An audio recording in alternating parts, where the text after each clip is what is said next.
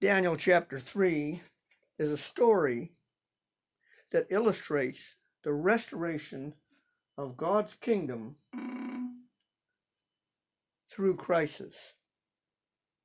And this crisis is a worship crisis. That word is mentioned 12 times in the chapter. So as the chapter begins, Nebuchadnezzar has created an image. But this image is not made of a variety of metals, but all gold.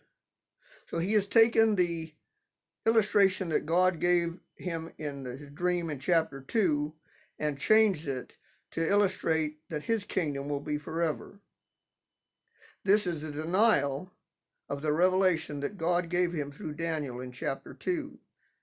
And together with the image, then he makes a command for all his generals, his statesmen, his politicians from all over the country to come to the dedication of the image. And when this image is dedicated,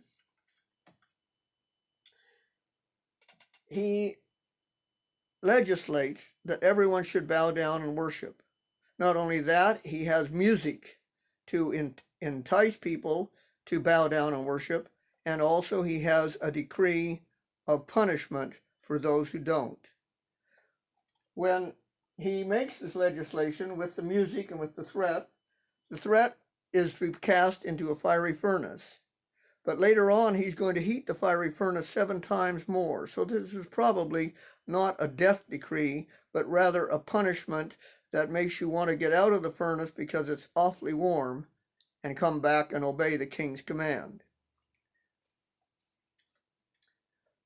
When the music is played, Shadrach, Meshach, and Abednego, Daniel's 3 friends, do not bow down. So they're arrested, and they don't resist their arrest, but are brought before the king. The king offers them a second chance, but they tell him, like Peter, we must obey God rather than men. And so they're cast into the fiery furnace, and soon the king sees the 3 of them walking with a 4th person in the fiery furnace, unharmed by the fire, and he recognizes the 4th as the Son of God. So he beckons Shadrach, Meshach, and Abednego to come out of the furnace, and when they do, he enacts new laws prohibiting anyone to say anything bad against their God. This is like prohibiting freedom of expression, freedom of speech. But he also restores them to their positions in government, even elevates them. And this is what illustrates that the story in Daniel 3 is a picture of the restoration of God's kingdom. These 3 Hebrew worthies restored to government position.